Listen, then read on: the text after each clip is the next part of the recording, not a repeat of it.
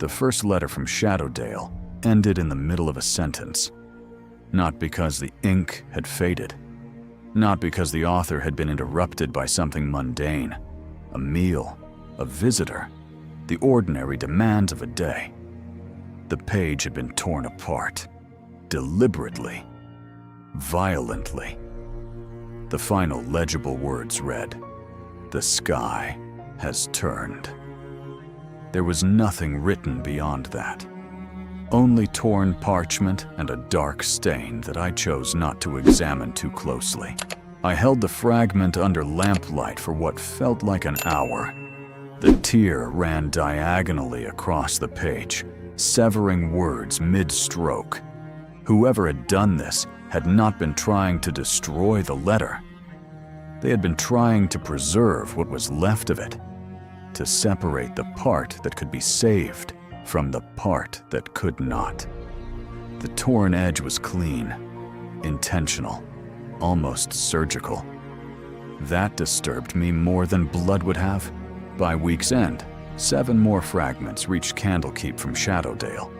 Not letters, fragments. None were complete. I specify this because the distinction matters. A letter is a message. A fragment is a survivor. Burned edges, blood-stained parchment, broken seals that had been pressed into wax by hands that were no longer steady. Yet together, arranged across my table like pieces of a shattered mosaic, they formed a single account. Something immense had marched against the valley. One blacksmith wrote that the air smelled of hot iron before sunrise. He had been at his forge since before dawn. A habit of 20 years, he said, as though I needed to know his credentials before I would believe what followed. The bellows were cold, the coals were dark, and yet the air smelled of hot iron. Not the iron of my forge, the iron of armor, of weapons, of war being boiled into the atmosphere itself. A shepherd claimed every flock fled the hills at once, not gradually, not in response to any visible threat.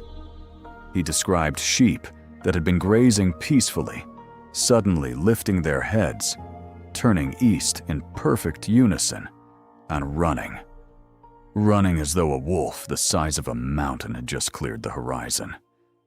They knew, he wrote. They knew before I did. The animals always know first. Then came the black fire. This detail appears in every surviving account, described with a consistency that no scholar can dismiss.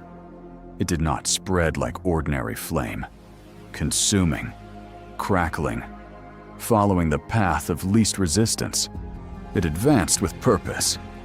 One witness compared it to a general surveying a battlefield, deciding where to strike next. Another said it seemed to breathe. I do not know which description is more disturbing. Every surviving witness named the same figure. Bane. Taller than any man, wrapped in dark armor that reflected no light. Armor that drinks the sun, the sellsword from the earlier report had said. And now a dozen new voices were saying the same thing. They said the earth trembled beneath each step, yet his voice carried with terrifying calm across the battlefield. He did not shout commands. He did not need to. When Bane spoke, the world rearranged itself to accommodate his words. Another fragment mentioned only one defender by name. Elminster. The old mage, and old, feels insufficient for a man who has been ancient since before my grandfather's grandfather drew breath, had gathered the valley before the attack. The witnesses describe him, not giving a speech, but holding a conversation. Quiet, deliberate, no promises of victory, no rallying cries, only instructions delivered with the weary precision of someone who has defended this land before and knows exactly what it costs. One farmer who had never held a sword until that morning wrote that Elminster stopped beside him and said only, stand where you are. Do not move, no matter what you see. The farmer did not know if this was strategy or mercy. He's still not sure. I stood there for 6 hours, he wrote. I watched things I cannot describe, and I am alive. I do not know if that means the wizard was right, or if it means I failed to understand what he was actually asking of me. The final page arrived folded around a broken arrow. The shaft was blackened, not by fire, but by something the courier could not identify. It was black when I found it, he said. It was black when I picked it up. It is still black now. The letter's last readable line pressed so deeply into the parchment that the quill had nearly carved through it, chilled every archivist who handled it.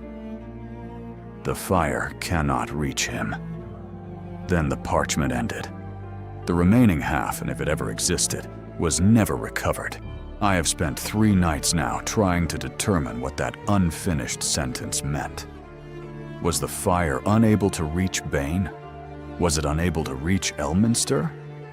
Was it describing something else entirely? Some third force, some unexpected intervention that the author witnessed in his final moments of consciousness? The fragment refuses to answer, and that refusal is itself a kind of testimony. In a war between gods, even the sentences do not survive intact. I cannot tell you who struck first. I cannot tell you how many died. The fragments that reached Candlekeep are witnesses, not historians. They record moments, not conclusions. But they all agree on one truth, that I am now prepared to enter into the permanent record with as much certainty as any archivist can claim. Shadowdale did not kneel. When a god came to conquer it, the valley stood. Not because it expected to win, because it refused to do anything else. The battle is not over. The surviving reports contradict one another on every detail, except the essential one, that as of the last fragment's arrival, Elminster still lived, and Bane had not yet claimed what he came for.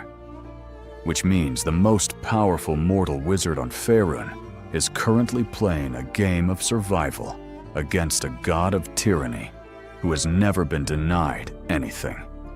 One of them will eventually win. And next week, I will attempt to determine which one, from 11 reports that cannot agree on a single fact.